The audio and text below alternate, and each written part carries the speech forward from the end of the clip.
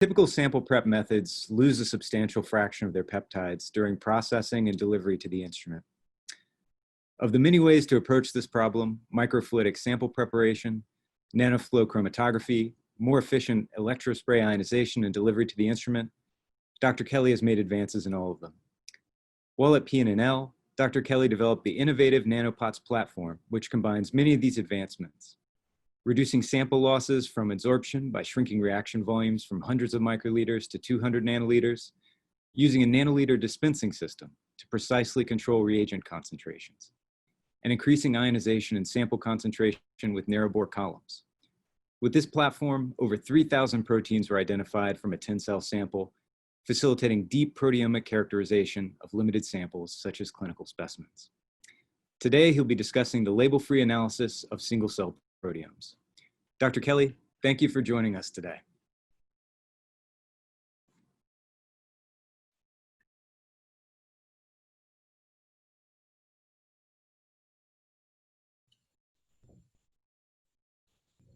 Okay, can you hear me now?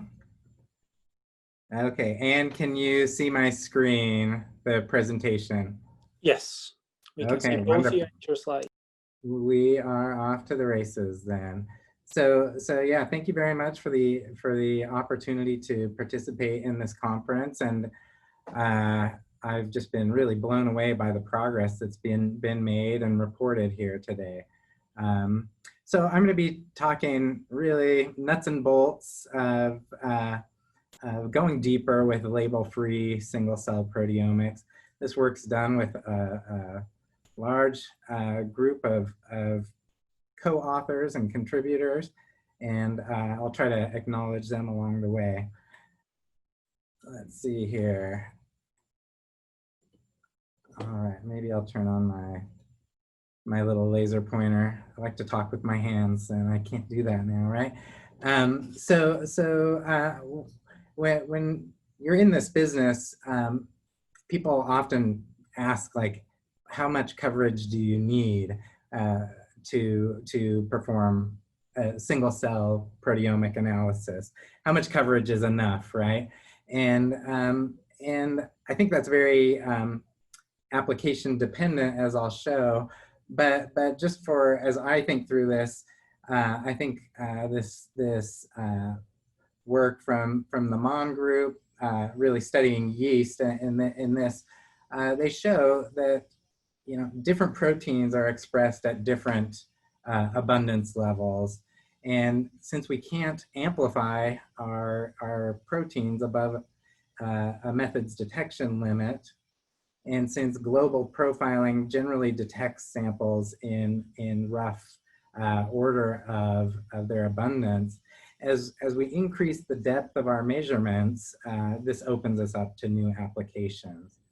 Of course, I can make the counter argument that in some cases we can learn meaningful biology with very shallow coverage. So this is a collaboration that we had with Peter Bar-Gillespie at the Oregon Health and Science University, where he's interested in hair cells that are involved in auditory signal transduction. They happen to be quite a bit smaller than a typical cultured cell. And so we were excited to work with him and look at these embryonic chick hair cells that are around embryonic day 15 to try to develop some trajectories for the formation of these hair structures. And we only detected about 60 proteins reliably. They were just smaller than we were used to working with, and our method wasn't sensitive enough to go beyond that at the time. And we felt like, oh, we failed. What are we gonna do with 60 proteins? But in this case, they were very quantitative and reproducible, and we were able to, and it was fortunate that these abundant proteins such as actin were of interest for this application. So we were actually able to learn something even with modest coverage. So it very much depends, but I'm going off the assumption that as we dig deeper, we can learn about new classes of proteins from within single cells. So if we think about single cell measurement as a product, we want to end up with, if we have a recipe for that, that might involve isolating cells of interest, preparing the sample, performing a separation, performing the mass spectrometry analysis, data analysis.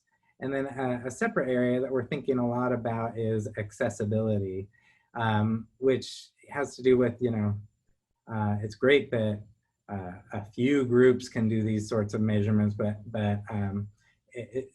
these techniques are going to have most impact as they become widely adopted. So we're kind of thinking across the whole workflow, including that accessibility component. And I'll try to cover a few things in each one of these. Starting with sample preparation. This is really where we as a group got started. So if we think about a conventional proteomic sample preparation workflow involving maybe a mechanical or chemical cell lysis, a number of chemical and enzymatic processing steps, and then cleanup at the end of that, we're exposing our samples to a large number of surfaces. And so those surface losses are always with us as we perform proteomic analyses, but as our sample size gets smaller, a larger fraction of that sample is being lost to the surface. So it's really working on minimizing these surface losses. And then another area that we need to think about is the extent of dilution, right? So Michaelis-Menten kinetics are concentration dependent. And if we take one cell and dilute it into a volume of 100 microliters, that's a 100 million fold dilution, right? So it's like taking a grape and squishing it into a large swimming pool. And so for low substrate concentrations, our reaction kinetics, our enzyme kinetics become proportional to both the enzyme and the substrate concentration. So if those become very low, then we may have to start worrying about digestion efficiency as well. So I come at this from a microfluidics background, working in multi-layer soft lithography and these channel-based workflows. And this is actually a slide from a few years ago. I just got so excited when Alexander was presenting this morning with the ETH Zurich's collaboration with the DeMello group and the really elegant microfluidics that they are developing for integrated sample preparation and analysis. We did not get so far with that, clearly the DeMello group is kind of the world expert in this sort of fabrication. So I was really excited to see that they made that work. We did not. We were trying to trap cells within these channels, close these valves, lyse the cells, and it just ended up being kind of a couple of years of fruitless work. And we still had a lot of losses, even though we had miniaturized our sample preparation. Our surface area to volume ratio was still quite large in there. So if you beat your head against the wall for a couple of years doing something that's not overly productive, you can look back at something like a pipetter and a well plate and say, wow, that has a few things that are not great about it. We're looking at large surface areas, large volumes, and generally multiple transfer and cleanup steps, but it also has a lot going for it, right? We can prepare as many samples as we want in parallel. It's readily automated with liquid handlers. And because it's an open platform, we can easily get samples into our reaction vessel. You know, it can be readily interfaced with fluorescence-activated cell sorting, laser microdissection, things like that. So for round 2 and trying to pursue sort of single cell proteomics, we decided much preferable to keep the benefits of a typical well plate based workflow, but just miniaturize it, right? We want to reduce the surface exposure and the volumes and have a one pot workflow. So our jumping off point for this was when Ying Zhu joined our group at PNNL.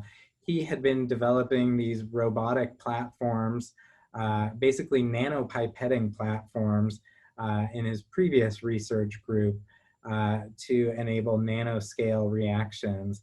And when you're working with such small volumes, you need to control for evaporation. Right, so a droplet sitting in air that's 1 nanoliter in volume is not going to hang around very long, especially if you live and work in arid climates like I tend to do. So they were covering these nanowells with a cover oil and performing nanoscale reactions and RNA-based analyses and crystallization studies within these nanoliter reactors or even sub-nanoliter reactors. And so, like I said, after kind of beating my head against the wall of microfluidics for a while, this looked like a much more promising approach that we could potentially directly implement. One thing that we found early on was that proteins are not RNA. Again, we rediscovered that and found that, you know, these hydrophilic nucleic acids can hang out in the center of a droplet without interacting with that oil very much. But we found when we tried to kind of directly implement the workflow that we were seeing a lot of proteins and peptides migrating from the aqueous droplet to the oil or even dissolving into the oil. And I'm not sure that that's not a solvable problem, but we took a different approach and we haven't really returned to oil since then. So basically what we did is we took the robotic nanopipetting platform and moved that inside of a humidified chamber where we can just maintain a high degree of humidity in the chamber, do our pipetting reactions in nanoliter volumes without worrying about the droplets rapidly evaporating. And that works well for just dispensing operations that take place over the course of a couple of minutes. For longer term incubations, such as like a 10-hour trypsin digestion or something like that, what we did is we, over our little nanowell chip, which is really just a patterned glass microscope slide with these hydrophilic pedestals, we covered the whole array with this kind of contactless removable cover, and that allowed us to do longer term incubations without having to worry about evaporation. So we called this workflow NanoPOTS, which stands for nano droplet processing in one pot for trace samples. And this is really an adaptation of kind of the manufacturer's recommendation for the RapidJest workflow, which we put into practice. We used RapidJest in this step in our initial paper or two. Since then, we've switched to this non-ionic surfactant, DDM, dodecyl multicide. You don't acid cleave it like you do with most mass spec compatible detergents. It just elutes at a very, very high percentage of mobile phase B. So it doesn't really interfere. It goes along for the ride. It doesn't really interfere with the analysis. So now we're doing a RapidJest based workflow without the RapidJest, right? But we're dramatically reducing our sample preparation volumes and minimizing the surface adsorption just by miniaturizing the reactor. And presumably our kinetic, our digestion efficiency is improved, although we haven't really studied that with any sort of rigor at this point. So our initial studies, we would load, around 10 or more cells into one of these nano wells. The reason we didn't go smaller is we were worried about just the supernatant containing protein that we couldn't really control for. So we didn't go any lower with these initial studies. But you can see from this very sample, these 12 HeLa cells, this is the base peak chromatogram that resulted. And we were able to detect at this kind of 10 HeLa cell limit, about 1,500 proteins at the MS2 level without any sort of MS1 level feature matching.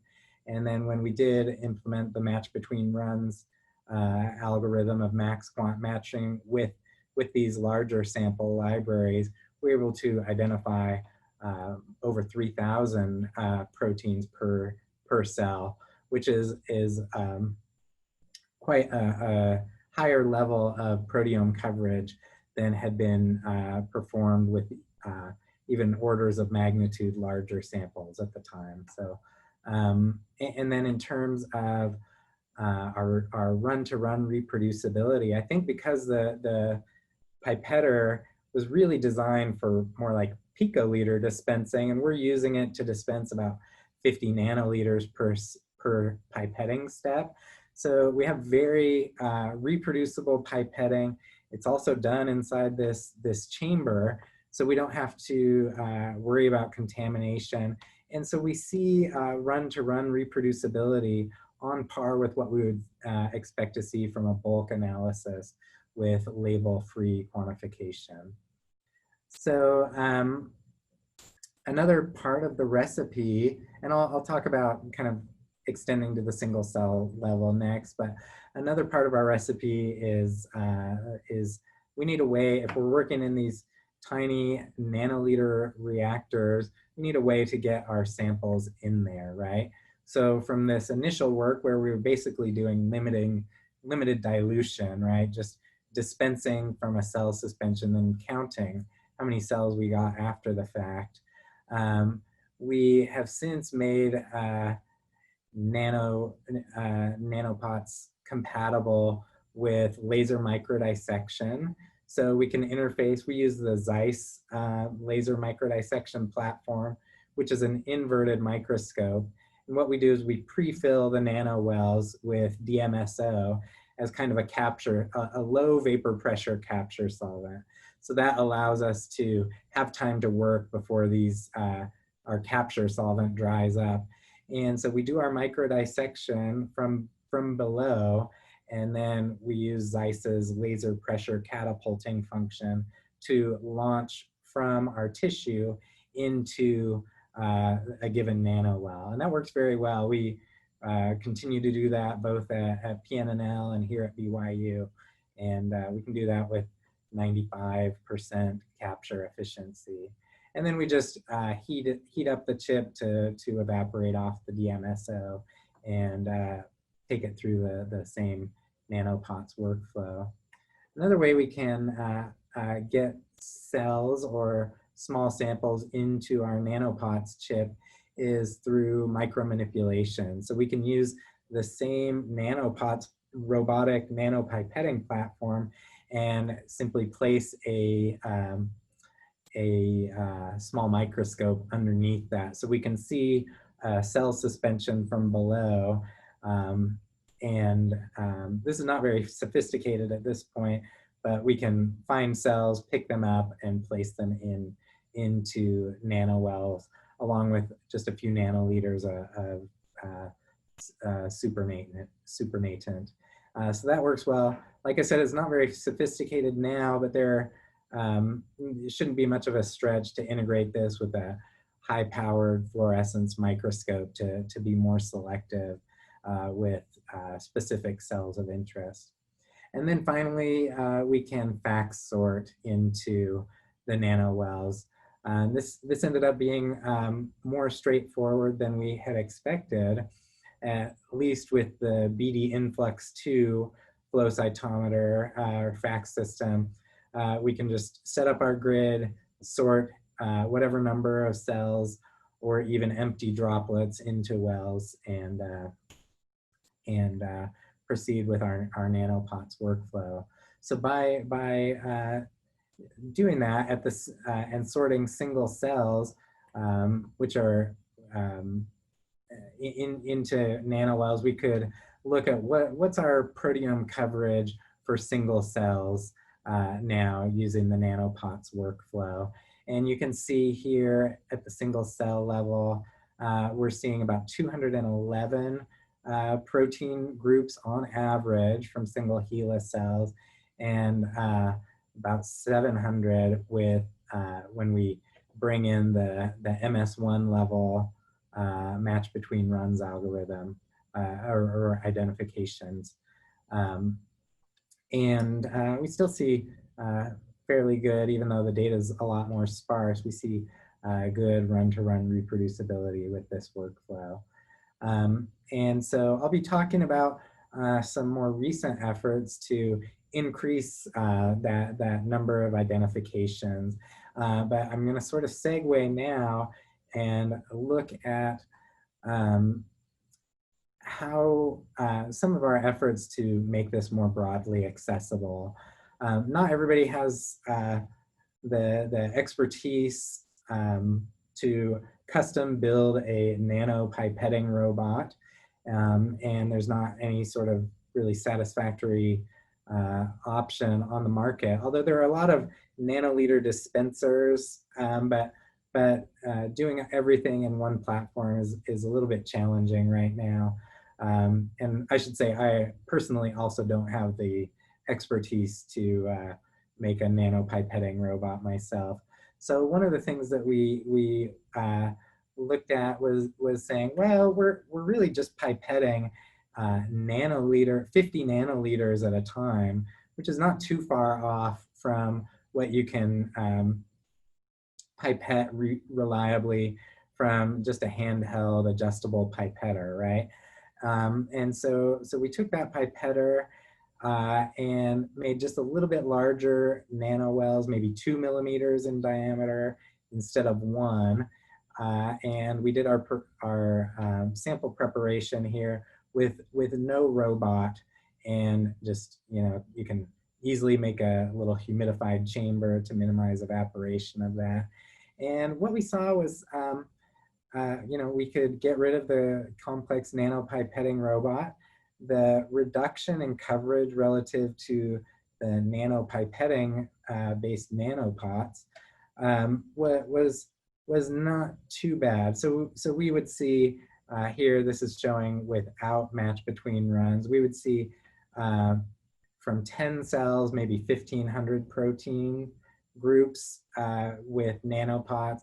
Now with 20 cells, we're seeing, so it's not too bad, but we're still using this custom nanowell chip. Because it's manual preparation with a handheld pipette, it's hard to keep the keratins out of that, we discovered. So it was hard to keep these preps contamination free because we're just a little bit more up close and personal there. And it still required a manually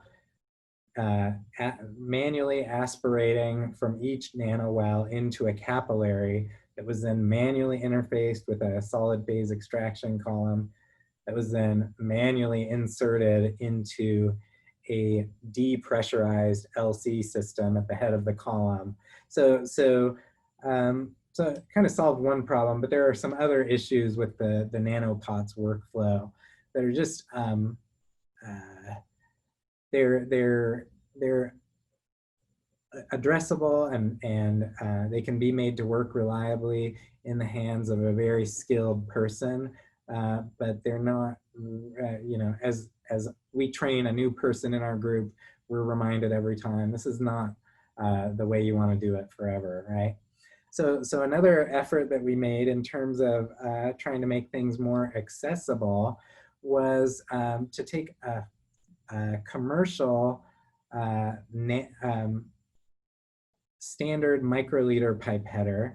This was from the startup company Opentrons, which you may be familiar with now. So their first generation system really just incorporated standard pipetters onto a 3-axis stage. And they had a little stepper motor up here that served as the thumb for your pipetter, okay? And so we looked at that and said, well, that doesn't look too different from nanopots. We can rip out these pipettes that come with it, 3D print some adapters, and now we can use that same stepper motor to drive a very narrow bore, small volume, gas tight syringe. So that's what we did, which is kind of what the nanopots system is. And so by doing that, we did have to build this humidified chamber around it.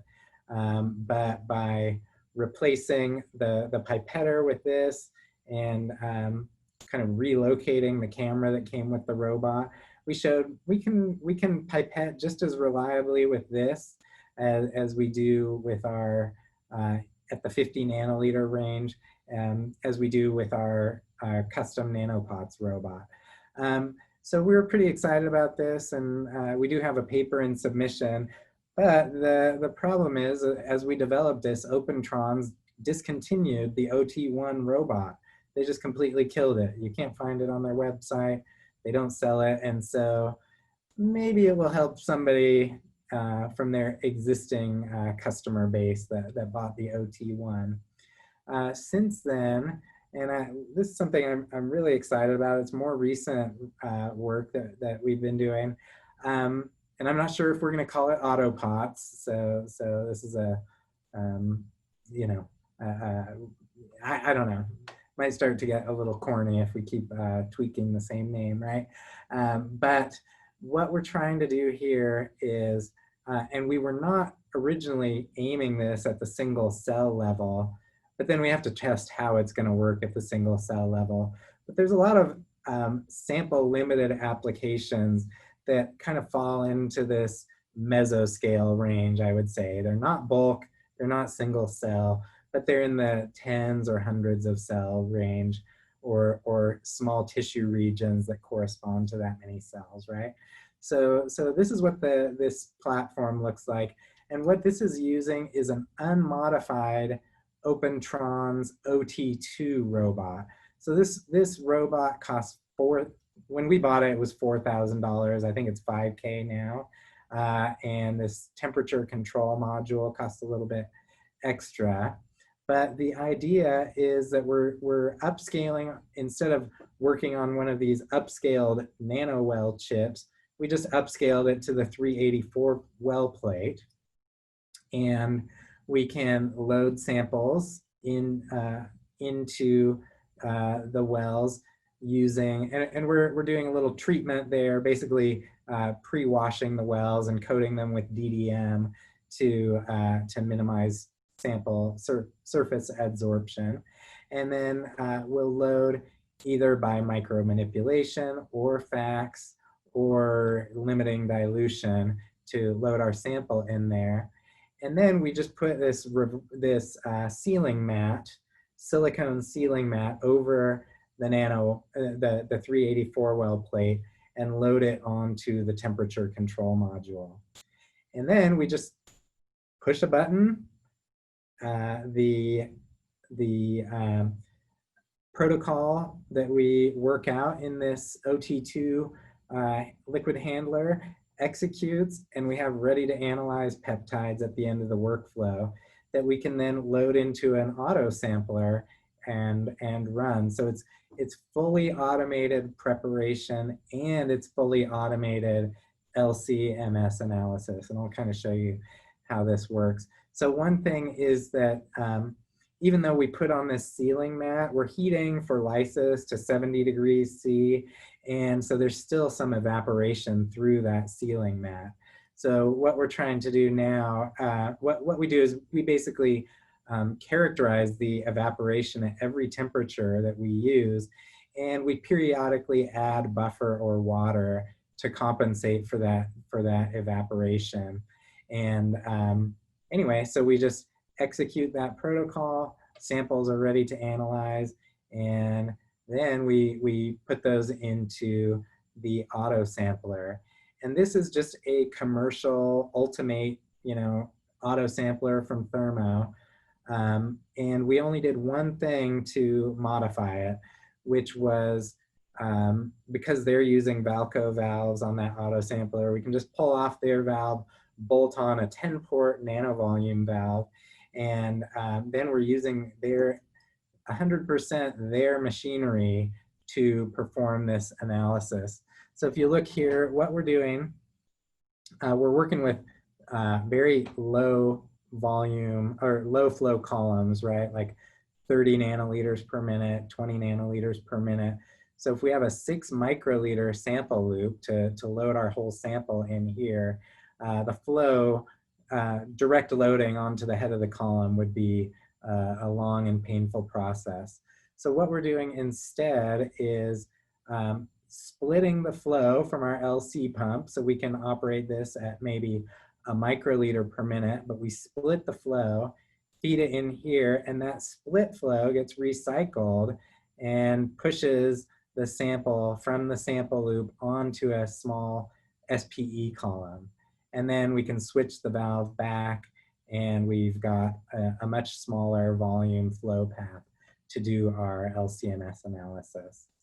And so we've characterized this kind of from 1 cell up to 500 cells.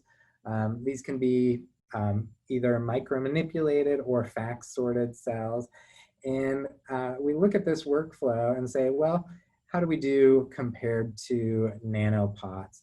And what you can see here is we're identifying maybe 3/4 of the peptides for otherwise closely equivalent analytical and data analysis workflow than we do with nanopots.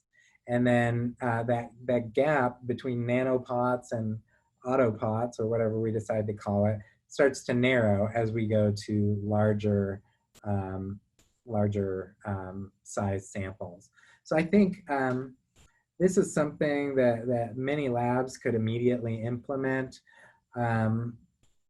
We should have a paper out pretty soon on it, describing all the nitty gritty. And anyway, it works very well. So I think for a lot of what we do, the benefit of the automated prep and the auto sampler analysis is something that we're for a lot of our kind of mesoscale work, we'll probably be steering more towards this well plate based method. So now we can talk a little bit about separation. Before we even got started with kind of the nanopots stuff, and actually before Yang Zheng joined the group, working with Ying and colleagues at PNNL, we had already evaluated kind of the benefits of going from a 75 micron column that it generally operates at about 300 nanoliters per minute down to a 30 micron ID column that operates at 50-ish nanoliters per minute.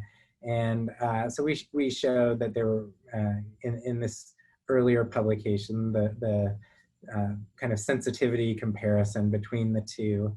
And so more recently, working with Yang Zheng, we said, well, how much better can we do if we go from 30 down to 20 and operating at 20 nanoliters per minute with a 20 micron ID column? And you can see that for sort of an apples to apples comparison, we see a significant gain in sensitivity by further miniaturizing that. And down here, you can see kind of the protein groups per HeLa cell has gone from 211 to around 300 protein groups per for otherwise equivalent workflow. And then We also, it pains us to go to the effort to pack one of these columns, which is, as you can imagine, is not trivial. I think we've alluded to that in earlier talks today. And bump the emitter and ruin the whole column, right? So we wanted to see if we can work with non-integrated emitters just by kind of polishing the end of the column and the emitter and seeing how we do there. And what we saw is even with the 20 micron ID column working at 20 nanoliters per minute, we really don't see much, much if any, band broadening with a 10 micron ID emitter. All right. And I did want to mention that Ying Zhu and his team at PNNL have also directly automated the process of sampling from a nanowell chip. So they've created a custom autosampler that can reconstitute a sample in a nanowell and pick that up and pull it into kind of a similar injection scheme to what I showed that we're doing with the thermo autosampler. And that works very well. Depending on the gradient length, you can analyze, perform 10 to 24 LC separations per day. All right. One of the other limiting factors as you look to push LC down to the lower limits, low flow, higher ionization efficiencies, less contamination from solvent. One of the limiting factors can be the electrospray. So we've been playing around with electrospray kind of emitter technology, figuring out new ways of etching emitters that perform more stably at these much lower flow rates that we would like to go to. So this is a 10 micron ID chemically etched emitter. It is not internally tapered at all. So it's the same 10 micron ID for that whole length. And because of that, we have very, very modest post-column swept volume, right? And very excellent low flow stability. And I think there's a lot of potential for both integrated and non-integrated nano LC columns for this sort of thing. And you can see these perform just like no emitter that I've ever seen before. So this is a 10 micron ID emitter operating at 5 nanoliters per minute with just 1,000 volts. And you can see we're super duper stable, and we can take the, oops, wrong way. We can take that same size of emitter and look at a wide range of flow rates. So for the same emitter, we can go from 5 nanoliters a minute up to 100 nanoliters per minute. And we see excellent electrospray stability across the range. So that's not the only challenge for sure with going to smaller bore, lower flow columns, but it's one that I think will facilitate the quest for increased sensitivity for these single cell analyses. And now we can look, this is really no innovation on our part, just teaming up with Thermo to say, well, how much better is the Eclipse than the Fusion Lumos in terms of sensitivity? They've done some work on the front end to improve ion transmission, and that's probably what's largely responsible for this. But we do, again, see a gain there. And then I think our group and a lot of groups are seeing the benefits also of incorporating FAMES into the workflow. It's just as you start to work with very small samples like single cells, without FAMES, most of what you're electrospraying is +1 ions. So a lot of your mass spec resources are going to, we're filling our traps with these +1 ions that don't benefit us in the analysis, right? We filter those out. So adding the FAMEs up front allows us to get rid of those singly charged ions before they ever enter the mass spectrometer. And that has paid large dividends as well in terms of sensitivity. So kind of at the end of our workflow, now you can see miniaturizing, really the same sample prep, but miniaturizing LC, switching to the Lumos and the FAMES interface. We can kind of compare different data analysis software. I'm certainly also very much a user of these data processing packages. So just kind of looking, okay, 1% FDR, what do we get? And so you can see we've kind of gone from 211 protein groups at the single cell level with this workflow. And now we're up over 1,000 protein groups on average with a more refined and optimized workflow. And this is based on MS2 level identification only. There's no match between runs. There's no elution time information here, no library matching whatsoever. This is just your plain old MS-MS identification. So as we implement some of these other techniques, that should increase. We have applied this workflow, not just looking at HeLa cells, but looking at kind of spinal tissue sections, looking at motor neurons and interneurons. This is a nice model to study for ALS and SMAs and other motor neurodegenerative disorders. And you can see where, in this case, we're looking at single neurons. And these are a little bit bigger than HeLa, but the coverage is about the same. It's just a little bit harder to extract from tissue. And also we're not getting the whole cell because this is just a thin section of one of these neurons from a 10 or 12 micron thick tissue section. But we can pick our, or I should say, work with our collaborators at Biogen.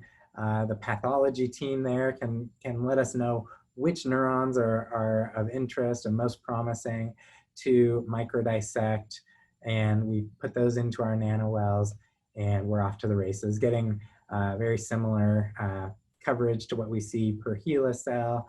We can differentiate between motor neurons and interneurons quite readily. And as far as I can tell, they're just located, they look like the same neurons to me, but they're located at different regions of the spinal column in cross-section. And we can perform differential expression analyses and look at that. So just to wrap up, you can see we've got our, this is a recipe we're working on. We like nanopots for our single cell studies, autopots for other things. And very much appreciate the opportunity to share this with you.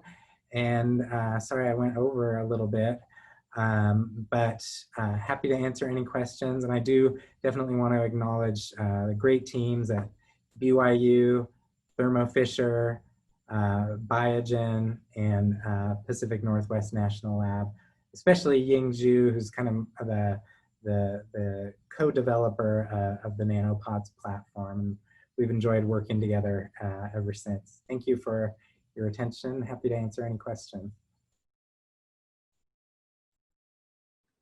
Thank you for such a great talk. I mean, there were so many intriguing developments here, and I think one of the most exciting personally was to see the essentialization of the NanoPOTS platform, both to enable sample prep manually, and then also to enable people with liquid handling robots to kind of adopt it as well, to allow further adoption of the NanoPOTS workflow. That was so neat to see. We've got a couple of great questions from the audience here. So from Andrew Leduc, if the nanowells have a hydrophilic coating, have you done any work to characterize potential loss of hydrophilic peptides to the surface of the well? Okay, great question. So the in the nanopots chip, the nanowell surface is bare glass, and we sort of make the surrounding surface hydrophobic. So it's bare glass. We have not really specifically looked at what surface. It would be very interesting to take a more hydrophobic surface, look at the losses on that relative to a more hydrophilic glass surface. So our angle was basically like, hey, we're going to lose something. We just want to lose less just because it's a smaller surface. Now, as we're going kind of back up to the 384 well plate, we have to be more careful with our surface, right? Gotcha.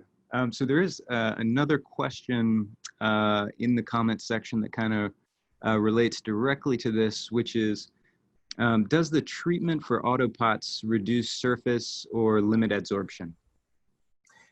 We think so. So we're starting with low bind 384 well plates, kind of washing them carefully to get rid of as much. If we don't, we see a lot of PEG. So we try to wash them, and then it's just DDM, which is kind of our go-to surface / surfactant for lysing cells, things like that. So yeah, it seems to be working well, but I'm sure there are additional improvements that might be able to help. Gotcha. We have a question from David Perlman. Do you ever see evidence of crash splatter when you fax sort cells into the nano droplets?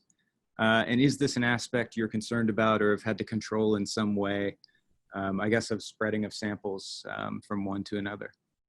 Yeah, so I may broaden that question just a little bit more, which is we have in like 3 different work locations, we've used one really great fax sorter. This is kind of like the tinkerer's fax system, which is the BD Influx 2. You got a lot of manual control. You can adjust the pressure that you're working with. And so we've had great luck with that. Here at BYU in my department, we have a BD Fax Aria Fusion or something like that. And we just really struggle to get it to shoot straight even. So that's driven a lot of our micromanipulation stuff, is just that our fax system sucks here. And because it's the minimum kind of force you can work with does have a lot of that splash to it. So yeah, it's just, I would say not all fax systems are equally suitable for sorting into a nano well, right? Gotcha. And I believe we have a question from Bogdan Budnik. How long of an LC gradient was used for the latest data that you showed? So all of our data is between a 1 and a 2 hour gradient. So I think for our maximum coverage, we're towards the 2 hour gradient. And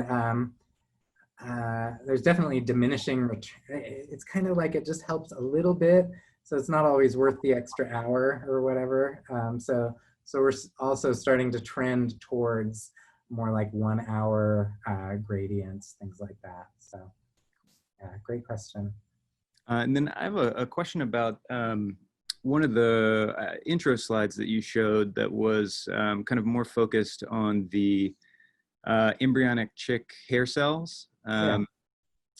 And I wondered if that was, if some of the proteins that you detected for those cells, if you'd been able to see anything from the notch or delta receptor ligand pairs, and if also this had been paired with maybe the laser capture microdissection to see, for a long time people had wondered about cell-cell contact regulating whether or not a cell becomes a hair cell versus a signal receiving cell or a supporting cell.